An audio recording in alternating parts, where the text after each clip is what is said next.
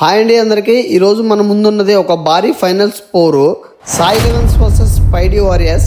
ఎవరు ఛాంపియన్స్ అవుతారనేది చూడాలి. Telangana special protection force commander Srinath గారు అయితే ప్లేయర్స్ కి అందరికి ఆల్ ద బెస్ట్ తెలియజేయడం జరిగింది. ఇరు జట్లు టీం టాస్ కి రెడీ అయ్యారు. Sai elevens wars toss win అయ్యి బౌలింగ్ తీసుకోవడం జరిగింది. ఈ మ్యాచ్ చాలా ఇంట్రెస్టింగ్ గా ఉండబోతుంది. ట్రోఫీలు అయితే మామూలుగా లేవు. అసలు నేను మోయగలనా అని అనిపించింది. ఈ మ్యాచ్ ని చూడడానికి చాలా మంది వచ్చారు. నాచారం గ్రామం నుంచే కాకుండా చుట్టుపక్కల గ్రామాల నుంచి కూడా అయితే చాలా మంది జనాభా వచ్చేసారు. మ్యాచ్ మొదలవబోతుంది. సాయి లెవెన్స్ టీం వారు బౌలింగ్ అటాక్ తో రింగ్ లోకి దిగారు. ఫస్ట్ ఇన్నింగ్స్ లో first over first ball it's dot ball. Second ball నేరుగా బౌండరీ అవతల.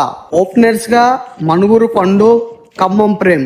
బాల్ వేగంతో రావడంతో పండు బ్యాట్ తో సమాధానం చెప్పాడు. 4 runs. నువ్వేనా 4 కొట్టేది, నేను కూడా 4 కొడతానంటూ ప్రేమ్ నుంచి చక్కటి 4. సతీష్ నుంచి చక్కటి బౌలింగ్ కానీ ప్రేమ్ నుంచి 1 bounce 4. మరో బంతి బౌలర్ స్పీడ్ పెంచాడు. హో క్యాచ్ అవుట్. సింహ బౌలింగ్ తో స్కోర్ ని తగ్గిద్దామని ప్లాన్ చేశాడు కానీ బాల్ నేరుగా 6 runs. బాల్ గాల్లో ఉంది. 6 runs. Next bowler money.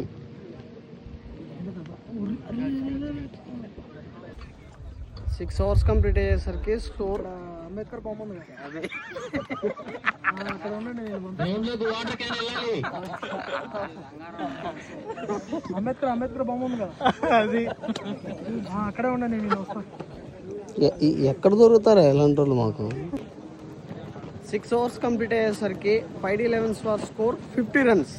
సత్య నుంచి మంచి వేరియేషన్ బాల్. It's wicket. మనోడు రివర్స్ పాడాడు. నేరుగా 1 bounce 4. బాల్ మరలా వేగంతో రావడంతో పండు గ్యాప్ షాట్ ఆడాడు. 4 runs. ఈసారి 6 కొట్టే ప్రయత్నం బౌల్డ్.